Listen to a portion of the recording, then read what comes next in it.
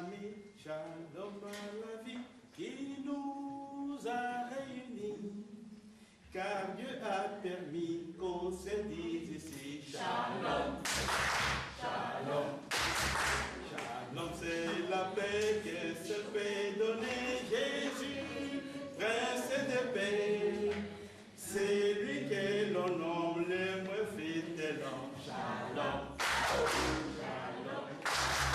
Shalom, au revoir, c'est tout notre espoir. Shalom à tous les hommes. Si chacun voulait, il apporterait les frères. Shalom. Shalom Israël, shalom Esaü, enfants de l'Éternel. Que séchez vos larmes, jetez tous vos âmes. Shalom. Shalom. Shalom à demain, la main dans la main, ouvrons les chemins. La terre sait bien que Jésus règne.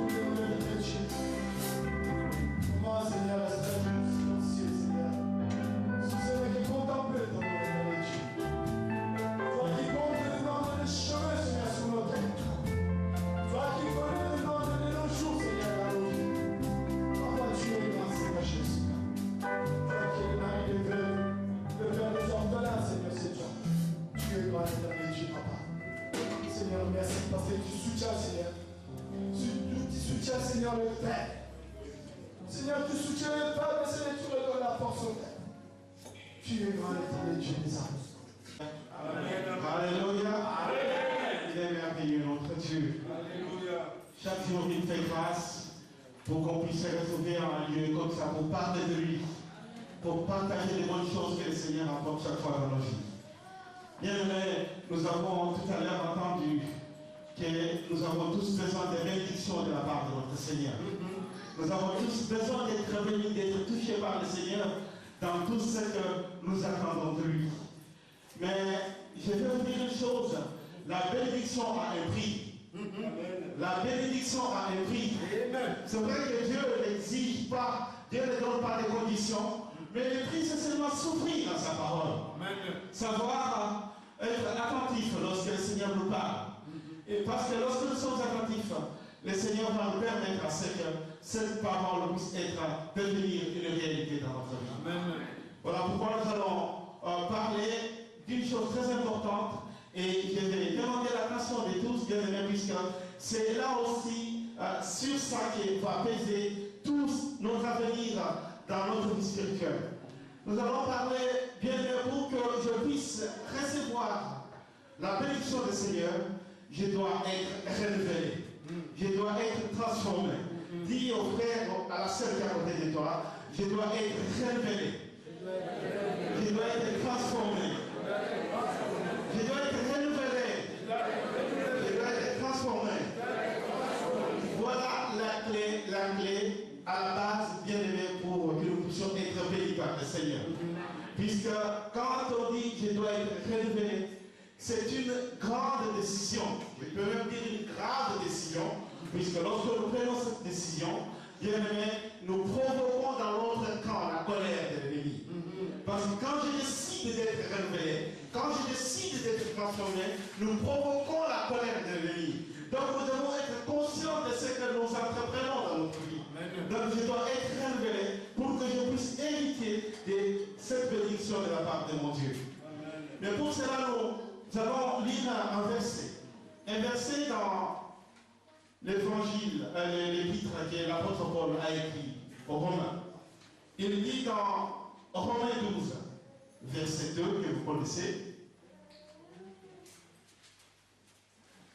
Romains 12, 2 dit: et ne vous conformez pas au monde présent, mais soyez transformés par les règlements de l'intelligence, afin de discerner quelle est la volonté de Dieu, ce qui est bon et ce qui lui plaît, ce qui est parfait.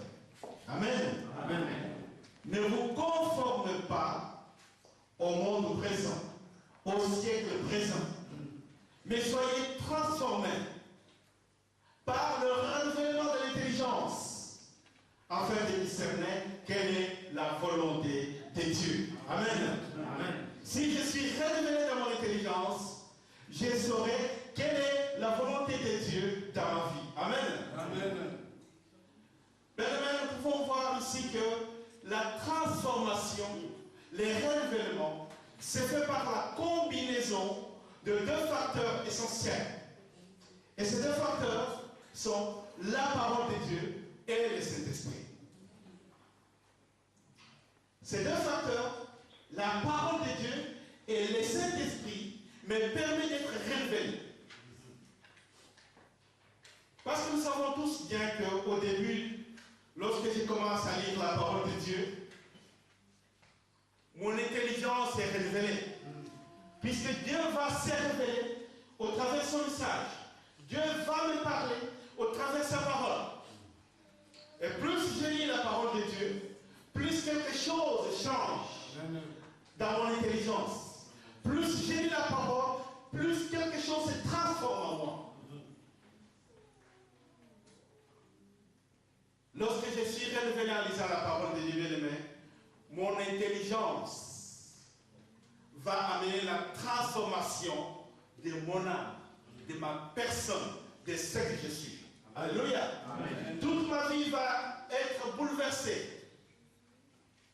Alors lorsque l'intelligence va transformer mon âme, alors mon âme va s'aligner sur mon esprit, va s'aligner sur l'esprit du Seigneur. Alléluia. Amen. Nous avons besoin de cette transformation pour que tout puisse être changé dans notre vie. Et lorsque mon âme s'aligne sur mon esprit, c'est à ce moment-là que le Saint-Esprit prend le contrôle de toute chose. C'est à ce moment-là que le Saint-Esprit commence une transformation totale de tout mon être, de tout ce que je suis. Et ma vie chrétienne, dès ce moment bien-aimé, va commencer à devenir une vie équilibrée. Amen. Est-ce que vous me suivez? Amen. Lorsque le Saint-Esprit est au contrôle de tout ce que je suis, je vais avoir une vie chrétienne équilibrée. Quand nous lisons dans le Évangile de Jean, Évangile de Jean 1, chapitre 12 et verset 12, il dit: mais à tous ceux qui l'ont reçu, vous connaissez la suite, à tous ceux qui l'ont reçu, à tous ceux qui croient en son nom, il a donné le pouvoir de devenir enfants de Dieu. À tous ceux qui l'ont reçu, à tous ceux qui croient, ils ont reçu ce pouvoir de devenir enfants de Dieu. À ce moment donné, le Saint-Esprit qui loge dans mon esprit amène la nature divine, amène la nature de Dieu à moi. Lorsque je suis révélé, lorsque le Saint-Esprit est à moi, lorsque le Saint-Esprit est au contrôle, il y a la nature de Dieu qui vient à moi. Amen. Amen. Je vais vivre la nature divine à moi. La nature divine, c'est quoi? La présence de Dieu à moi, c'est quoi? C'est la chose dont souvent j'ai entendu dans l'église. Les gens disent, pas seulement chez nous, mais partout ailleurs, que dans notre église, il n'y a pas d'amour. Et la nature divine, bien aimé, c'est l'amour. Pas n'importe quel amour. L'amour de Dieu, puisque Dieu est amour. Amen. Alléluia. Amen. Laissez-moi vous rappeler ce qui est écrit au verset 5 de Romains 5. L'espérance ne trompe pas, car l'amour de Dieu est répandu dans nos cœurs. Alléluia. Nous espérons et notre espérance est assurée. Pourquoi? Parce que l'amour de Dieu est dans mon cœur. L'amour de Dieu est dans ma vie. Le Saint-Esprit répand l'amour de Dieu en moi. Lorsque le Saint-Esprit répand l'amour de Dieu en moi, bien-aimé, il y a beaucoup de choses qui vont devenir élémentaires, faciles, compréhensibles. Mais lorsque je n'ai pas cet amour de Dieu en moi, bien-aimé, les choses seront beaucoup plus compliquées. Et également, nous avons besoin de vivre cette parole dans la vie pratique. Je pense qu'on ne cessera jamais de le répéter dans l'église du Seigneur.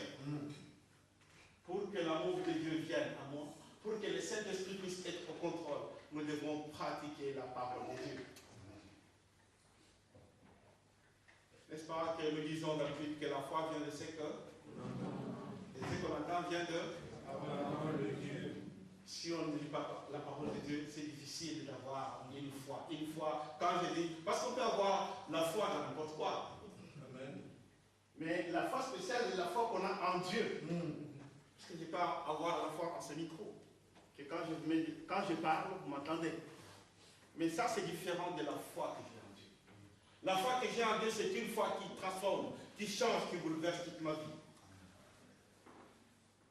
La foi vient à nous lorsque je lis la parole de Dieu, car la foi est un don de Dieu aussi. Lorsque j'ai soif de comprendre la parole de Dieu, Dieu va poser à moi une graine d'amour, une graine qui me donne la soif de le chercher encore. Et lorsque la foi a pris place à moi au travers de la parole de Dieu, ensuite la sagesse et l'espérance en Dieu va prendre place. Vous voyez pourquoi on nous dit dans Romains que l'espérance ne trompe pas, car l'amour de Dieu est répandu dans mon cœur. Donc nous devons faire très attention à toutes ces choses bien-aimées qui sont capitales pour notre vie de chrétien. La sagesse et l'espérance viennent prendre place en nous lorsque nous savons mettre en pratique cette parole que nous écoutons jour et nuit. L'espérance et l'amour de Dieu viennent à moi. Et lorsque l'espérance et l'amour viennent à moi, c'est cela même qui fait qu'il y a en nous la nature divine, comme je l'ai dit tout à l'heure. Les enfants de Dieu, aujourd'hui en majorité, on s'accroche à l'espérance. Mais la foi profonde en Dieu et l'amour de Dieu manque. On espère, tout le monde veut vivre, tout le monde veut avoir le lendemain meilleur. Mais cela ne peut être possible que si j'ai la combinaison dans la foi que j'ai en mon Seigneur. Puisqu'on peut espérer dans n'importe quoi, on peut avoir la foi dans n'importe quoi, mais ce qui est très sûr pour nous chrétiens, c'est avoir la foi en Dieu. Puisque là, il y a une assurance.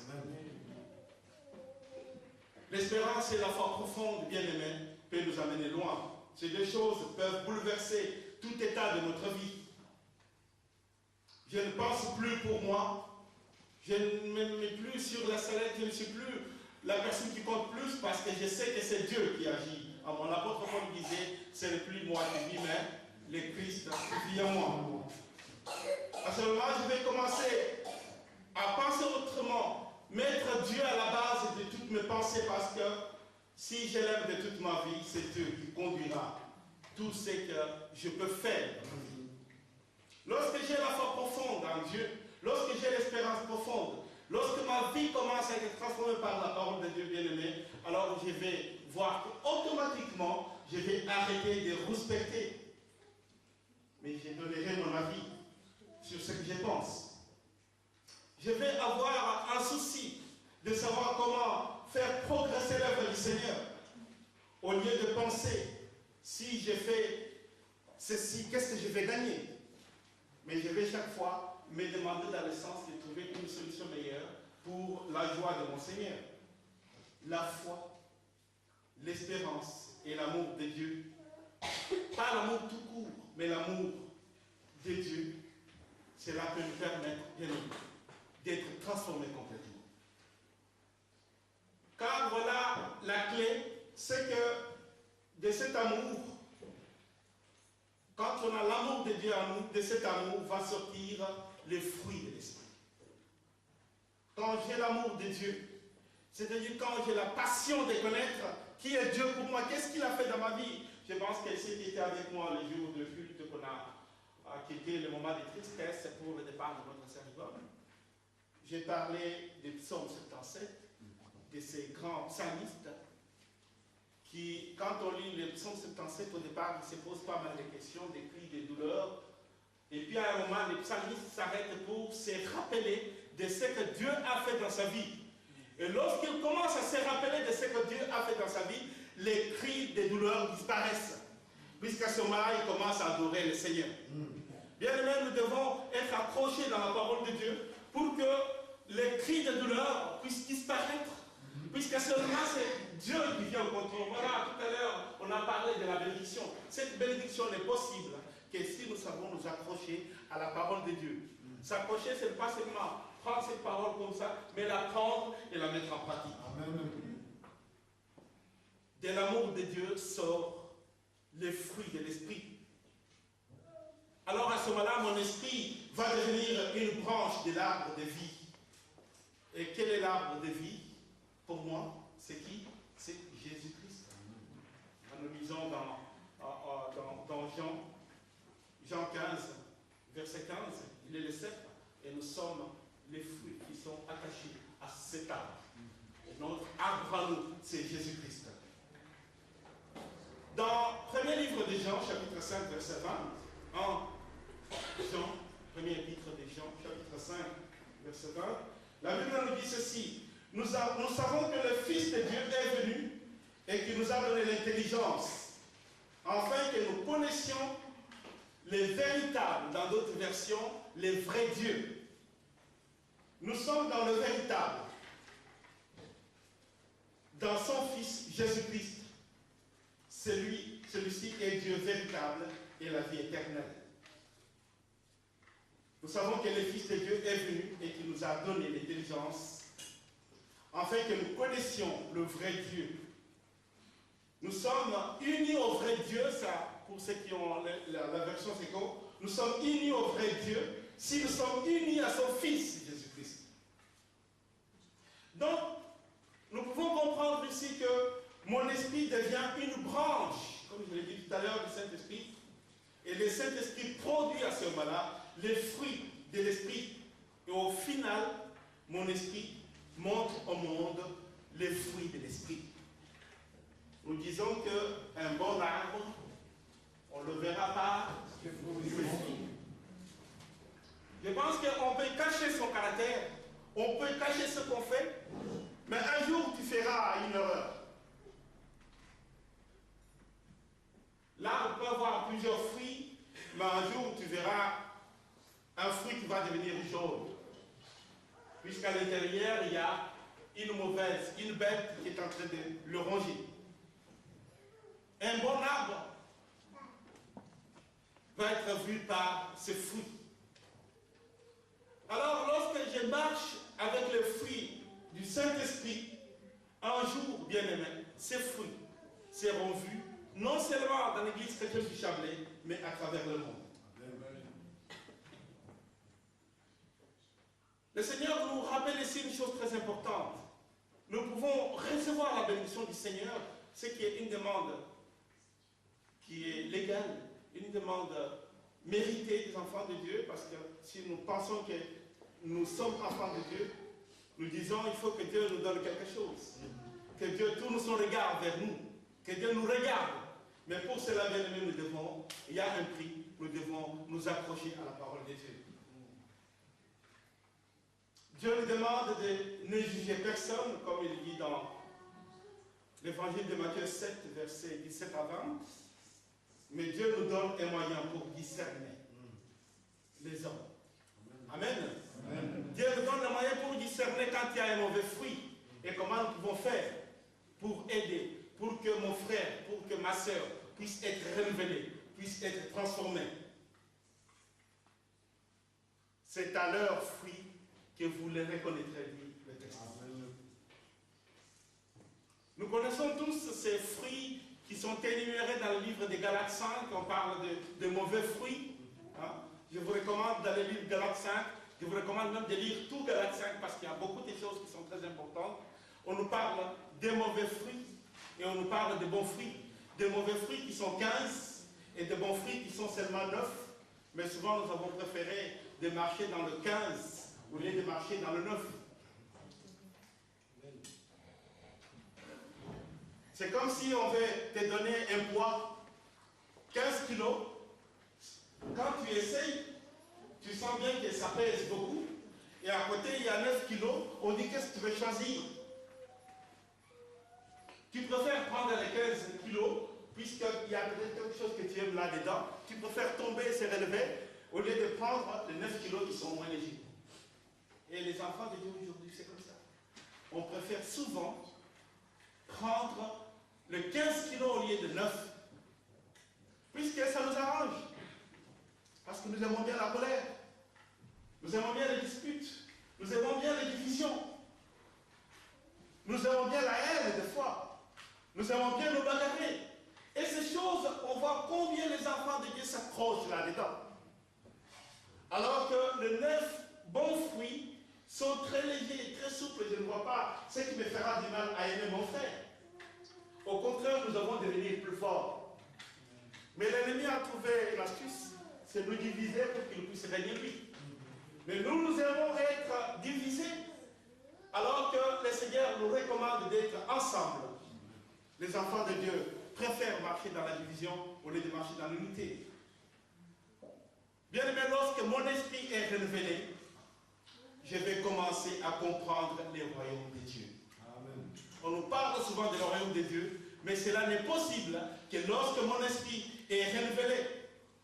Car c'est mon esprit qui est uniquement, ou qui est la seule, le lien, comme je le disais autrefois, quand je dois me connecter à l'Internet, j'ai besoin d'avoir la connexion, et c'est l'esprit qui me permet de me connecter au Seigneur.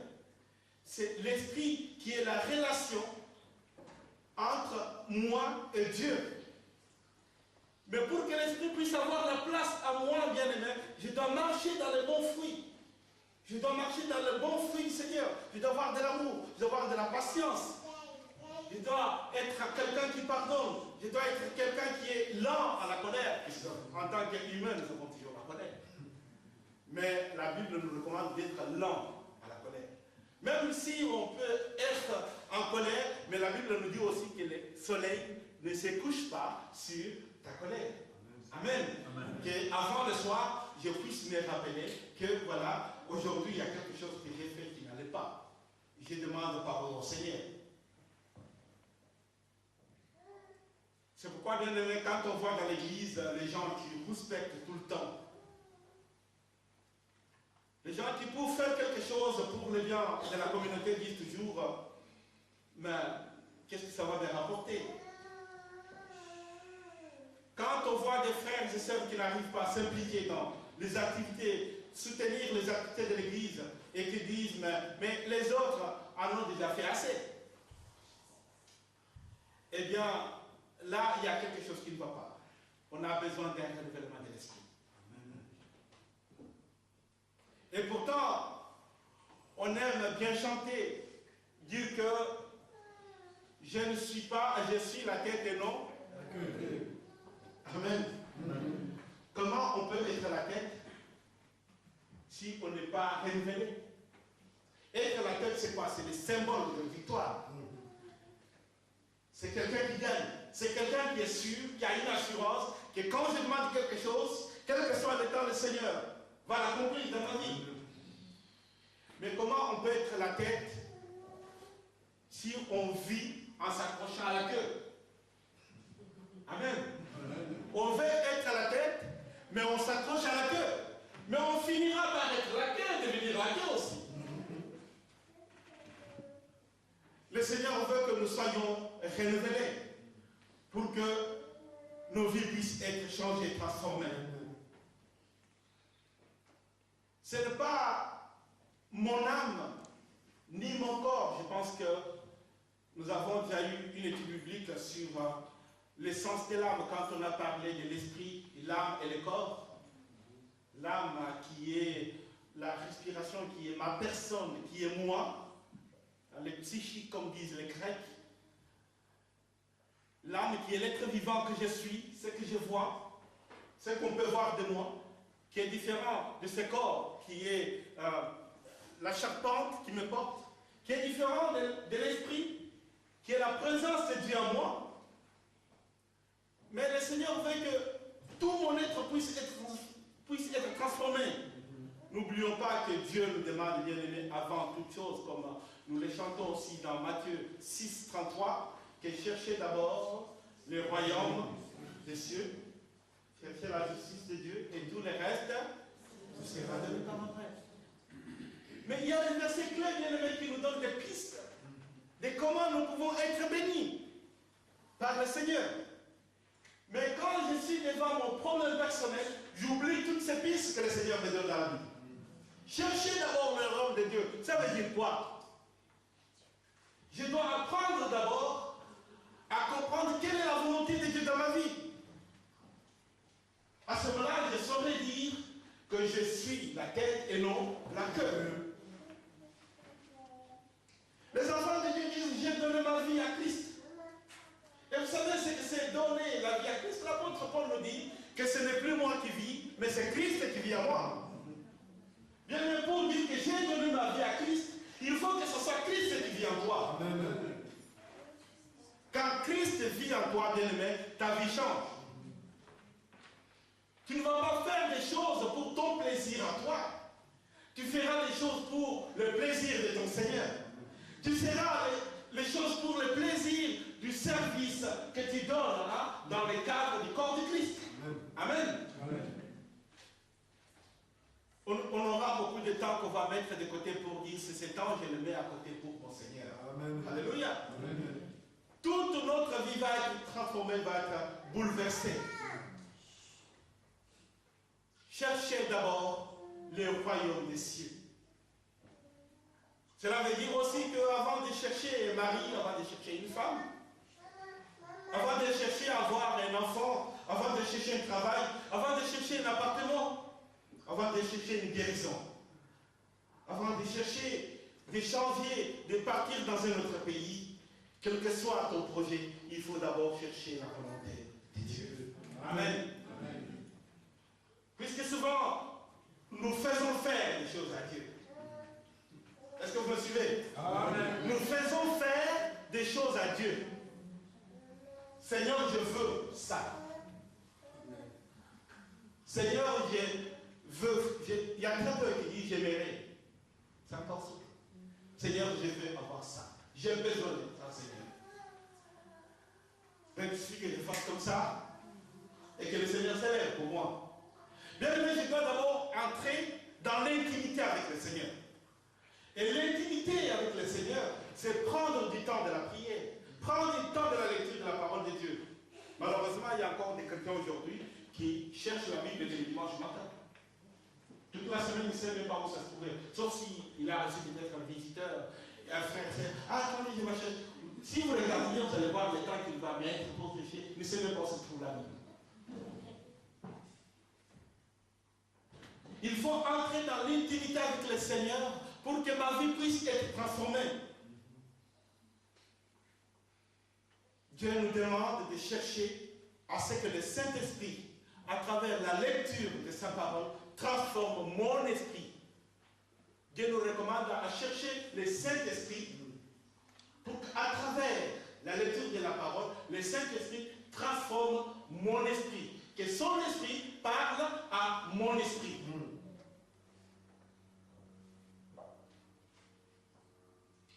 Demandez à ce que le Saint-Esprit renouvelle, suivez-moi bien, et renouvelle mon honnêteté envers Dieu. Les enfants de Dieu aujourd'hui, malheureusement, sont beaucoup plus malhonnêtes dans le Seigneur. Ils sont beaucoup plus malhonnêtes. Entre ce que nous faisons quand nous sommes dans ces lieux, et ce que nous faisons ailleurs, ou ce que nous faisons dans les cœurs, dans ces cadres privés où personne ne peut avoir accès, ce n'est pas la même chose que ce que tout le monde peut voir. Voilà pourquoi Jésus réprimandait souvent les pharisiens. Amen. Amen. La plupart des enfants de Dieu aujourd'hui sont malhonnêtes. Nous vivons dans la malhonnêteté devant le Seigneur. Mais comment nous pouvons être renouvelés? Comment nous pouvons être la tête et non la queue? Si nous vivons malhonnêtes devant le Seigneur.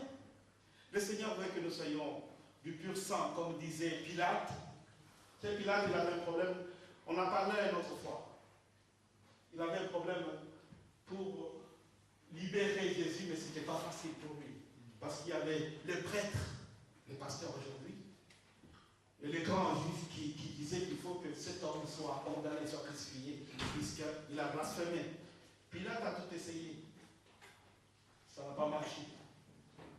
Jusqu'au jour de la résurrection, que les gens vont comprendre qu'ils ont fait une erreur. Mais c'était déjà trop tard.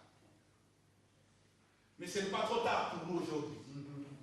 Le Seigneur nous donne encore le temps de changer, de transformer, pour que nous puissions nous mettre au service du Seigneur, pour que nous puissions nous mettre à l'écoute du Seigneur chaque instant dans notre vie, bien aimé.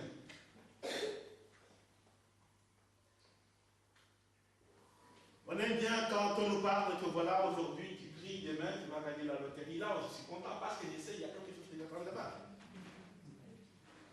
Mais quand on te dit que voilà, tu dois faire jeûne et prière pendant 2-3 jours, juste pour la gloire de Dieu. Vous allez avoir des questions, on va commencer à poser des questions. Mais pourquoi nous faisons ces jeûnes? C'est quoi le but? Amen. Amen. On veut faire les jeûnes, on veut prier pour la gloire de Dieu, mais nous voulons savoir le but. Parce que nous voulons savoir chaque chose que nous faisons pour Dieu, à quoi ça va nous servir. Bien que nous sommes malhonnêtes devant le Seigneur. Nous sommes les premiers à nous mettre à genoux, à lui demander des choses, à prier, qui nous bénissent, qui renouvellent notre vie. Mais nous ne sommes pas prêts à faire des sacrifices aussi justes pour sa gloire. Dieu nous demande de chercher à ce que le Saint-Esprit, à travers la lecture de la Bible, nous transforme, nous renouvelle. Parce que lorsque je suis transformé, bien du moment que je suis transformé, alors à ce moment-là, je comprends. Et je peux comprendre que l'ennemi principal de ma transformation, vous savez qui c'est? C'est mon âme, ma personne à moi. C'est le premier ennemi que j'ai. Puisque souvent, on aime nous satisfaire, nous. J'aime prendre plaisir pour moi d'abord. Si ça ne me rapporte rien, alors ça ne me sert à rien. Donc, le premier ennemi qui nous met la barrière sur la route, c'est l'âme. C'est pourquoi, dans l'étude biblique qu'on avait fait, il y a l'esprit, l'âme et puis le corps. L'âme est entre les deux. L'âme peut donner toutes ses idées au corps. Alors, vous allez voir, le corps va être bien habillé, va être bien maquillé, va être bien présentable. L'esprit est en train de souffrir, est en train de dire, mais c'est pas ça qu'il faut faire. Il faut changer, il faut transformer. Mais entre l'esprit et le corps, il y a l'âme. L'âme, c'est ma personnalité, c'est moi. C'est ce qu'on peut voir par tout le monde. Et le moi là est conduit par les moi internes, les psy. Mais nous devons bien aimer chercher à ce que nous puissions être contrôlés par l'esprit. Amen. Lorsque l'esprit est révélé, je vais commencer à comprendre le royaume de Dieu. Comme je l'ai dit tout à l'heure, l'esprit est la seule relation qui est entre moi et mon Dieu. Ce n'est pas l'âme. Et souvent, les phrases les plus terribles qui peuvent être dites sont... Souvent, les gens disent « je suis né comme ça ». Donc, je suis comme ça. Vous m'acceptez ou vous me rejetez. Je suis comme ça. Vous ne pouvez pas me changer. Les enfants de Dieu doivent être transformés. Amen. Il y a ceux qui disent, mais je suis comme ça, c'est la nature. Ah, ce n'est pas ta nature, tu dois avoir la nature de Dieu. La nature divine en toi. Et cela va changer ta façon de réfléchir. Parce qu'un chrétien non transformé va être une source de douleur. Va être une source de douleur non seulement pour lui-même, pour son époux, pour son épouse, pour ses enfants, et finalement pour son église. Parce qu'il fera souvent cavalier seul. Il va chercher les décisions qui lui plaisent. Chaque fois quand on prendra une décision dans une communauté, vous allez voir une personne qui se met toujours à l'écart. Il n'est pas d'accord. Puisque son moi interne n'est pas satisfait. Alors il y a un combat à mener avec l'âme pour que l'âme s'aligne sur l'esprit.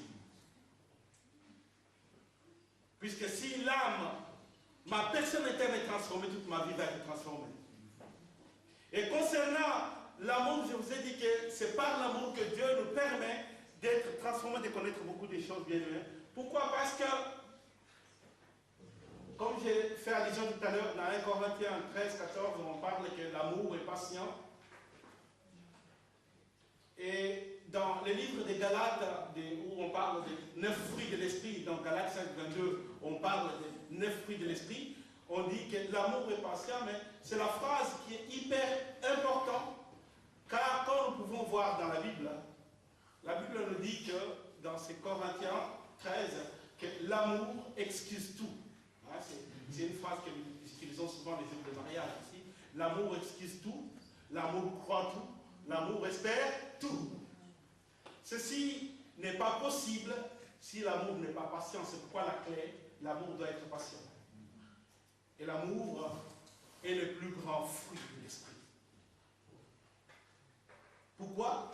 Parce que de l'amour sort la joie. Quand il y a l'amour, il y a la joie. Et de la joie sort la paix. Suivez-moi dans cette chaîne. De l'amour, on a la joie. Et de la joie sort la paix. Et de la paix sort la patience. Amen. Amen. Sans l'amour, c'est difficile d'être dans la joie. Sans la joie, c'est difficile d'être dans la paix.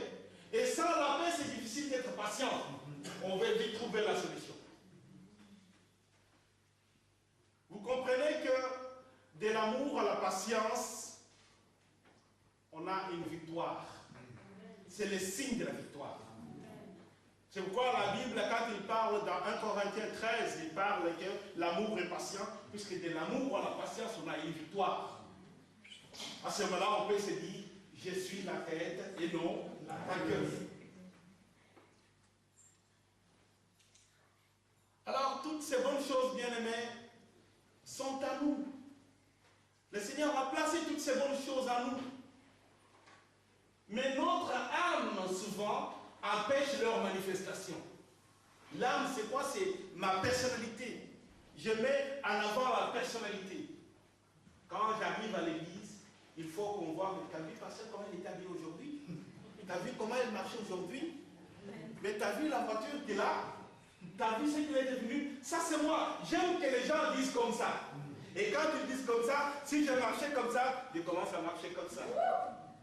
Amen. Amen. Et cela se passe souvent dans le cœur. J'aime quand les gens m'applaudissent. J'aime quand les gens parlent du bien de moi. Mais il suffit qu'on dise, mais t'as vu comment elle était aujourd'hui de manière négative? Et quand j'apprends ça, cette personne-là, quand je commence à la voir, je tourne mon visage à côté, puisque je dis ne m'aime pas. Amen. Amen. La patience, l'amour et la patience transforment toute ma vie. La vraie libération, bien-aimée, vient dans l'apprentissage de la parole de Dieu pour qu'on arrive à être libéré de toutes ces choses.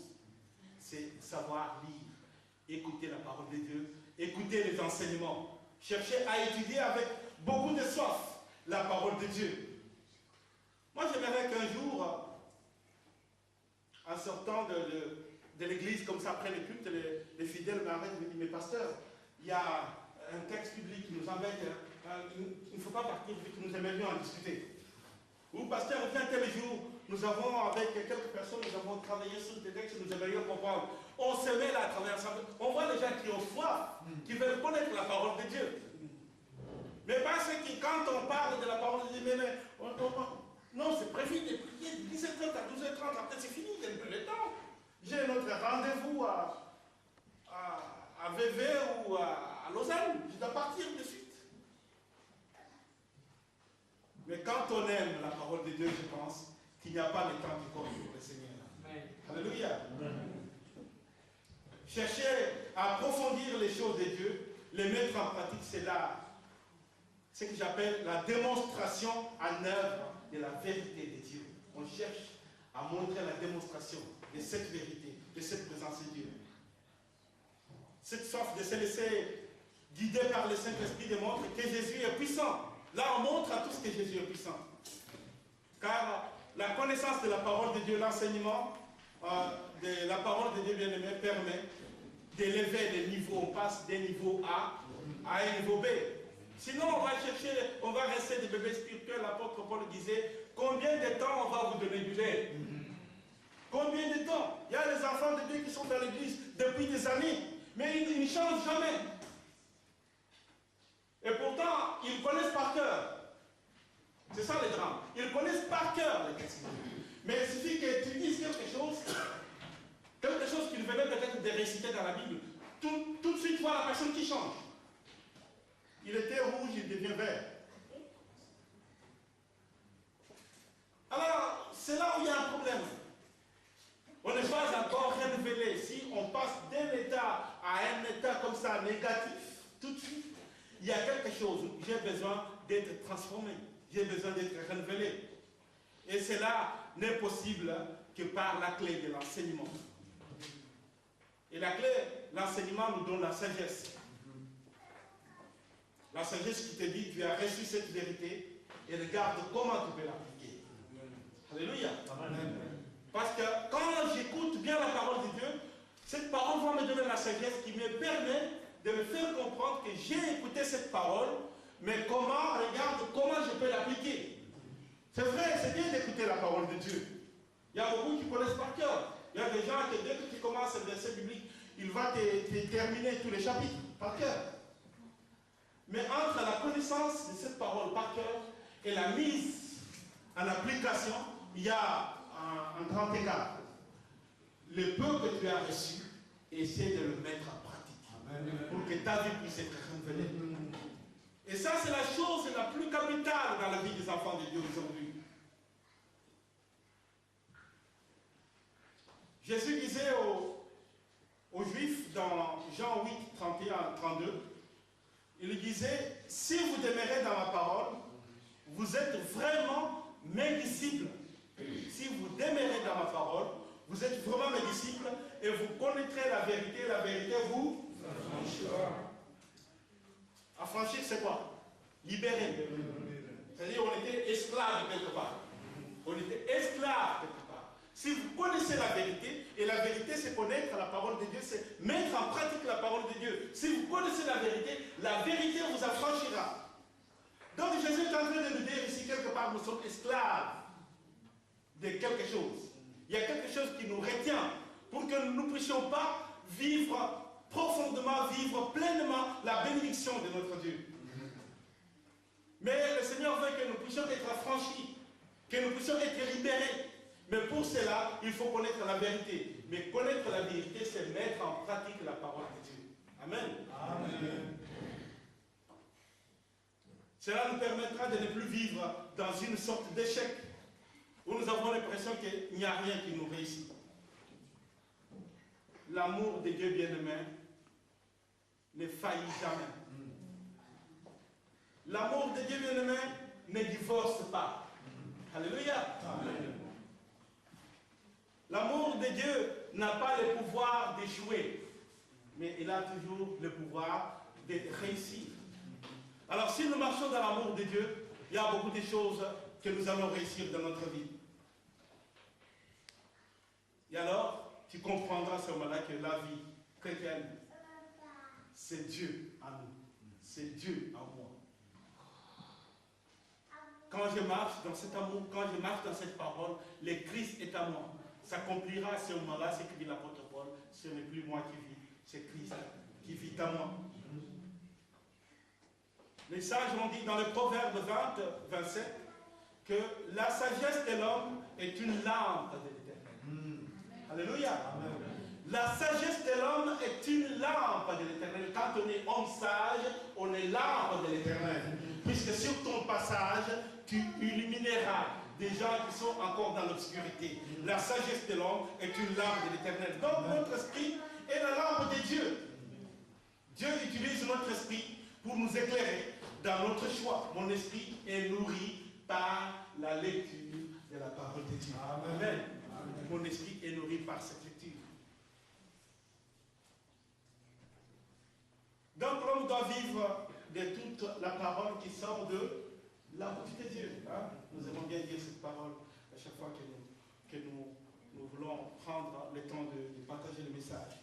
Alors le Seigneur nous dit aujourd'hui, bien-aimés, ne vous conformez pas au monde présent. Mais soyez transformés par les renouvellements de l'intelligence. Parce que cela va vous permettre de discerner quelle est la volonté de Dieu. Cela va nous permettre de changer ma vie, de changer mon orientation, de changer mon jugement par rapport aux autres. D'être un homme sincère, d'être un homme réconciliant. La réconciliation est un mot difficile aujourd'hui. D'être quelqu'un qui est réconciliant, d'être quelqu'un qui aime, d'être quelqu'un qui est prêt à porter la douleur des autres. Quand je vois mon frère, ma soeur qui a des douleurs qui traversent moi difficile, ça ne sera pas pour moi une occasion pour aller en parler aux autres, en rien, mais je vais en parler en priant, en disant qu'est-ce que nous pouvons faire pour nous. Amen. Amen. Et c'est là que nous allons devenir une communauté, une forte communauté. Quand je suis renouvelé, beaucoup de choses vont changer dans ma vie. Je me rappelle encore bien aimé quand on était là, juste à côté, avant de venir ici. Il y avait une telle passion des changements. Il y avait un tel dévouement des changements. À un moment, je me disais, peut-être moi, les pasteurs, j'ai pas assez de foi. Parce que les fidèles poussaient. Mais pasteurs, nous sommes prêts, nous pouvons tout faire pour être bien chez nous. Amen. Amen. C'est vrai, on est venu avec cette joie, avec cette force. Mais quand je regarde, on dirait qu'il y a quelque chose qui est en train de s'affaiblir. On dirait qu'il y a ceux qui touchaient comme ça, les chariots qui sont en train de rester à l'arrière alors que les autres sont en train d'avancer. Où est parti le premier amour? partie du premier amour. Bien aimé, si nous voulons être une communauté forte, si nous voulons être de ces enfants-là avec qui le Seigneur tourne toujours son regard, nous devons regarder notre premier amour. Nous dire qu'est-ce qui a fait qu'aujourd'hui je sois ce que je suis devenu. Je suis quelqu'un qui traîne les pieds. Amen. Amen. Le Seigneur veut que nous ayons ce premier amour pour que nous puissions avancer avec un bon témoignage, parce que nous sommes une lampe. La sagesse de l'homme est une lampe pour l'Éternel. Donc lorsque nous prenons la main par la main, lorsque nous avançons avec cette même passion, je pense que nous serons une lampe pour l'Éternel. Non seulement ici à Aigle, mais aussi dans toute la Suisse aussi. Amen. Amen. Le Seigneur nous recommande aujourd'hui de prier, que chacun prie pour qu'il soit renouvelé. Pour que l'amour qui est disparu en lui puisse revenir. Pour que l'amour premier puisse reprendre la place. Pour que la passion que nous avions pour le Seigneur puisse revenir. En fait, que nous puissions avancer ensemble. Marc 8, 35 pour terminer nous dit: car celui qui voudra sauver sa vie, la perdra. Mais celui qui perdra sa vie à cause de moi et des bonnes nouvelles, la sauvera. Alors si nous voulons sacrifier certaines de nos choses que nous aimons bien pour la gloire de l'Éternel, bien aimé, nous serons bénis par le Seigneur. Et nous verrons cette bénédiction que le Seigneur a dit qu'il viendra. Cette bénédiction-là, le Seigneur a placé au milieu de nous. Mais il faut savoir aller la chercher. Amen. Elle est là. La bénédiction n'a jamais été loin. C'est comme si on est en train de marcher en se disant, mais la bénédiction est en train de se rendre. Non, la bénédiction ne s'est jamais déplacée. Mais nous tournons, nous faisons comme Moïse. Vous savez, Moïse, quand il a vu le feu sur la montagne, les buissons qui étaient en train de... la présence de Dieu, qui ne se consumait pas, il a dit, mais pour que je vaille bien, il faut que je fasse un détour. Amen. Il pouvait arriver tout de suite, mais il faut qu'il fasse un détour. Donc, pour Moïse, c'était un temps aussi du changement. Mais nous, les enfants de Dieu aujourd'hui, c'est beaucoup plus le temps du changement, mais c'est le temps de la faiblesse. Amen. Amen. Le Seigneur veut que nous nous réveillons. Amen. Veut que nous revenions vers lui. Veut que nous puissions être une personne. Veut que dans cette église, mais là, je me limite à l'église chrétienne du Châtelet. Veut qu'ici, nous puissions être une unité. Amen. Une personne, un homme. Amen. Amen. Un homme avec H majuscule.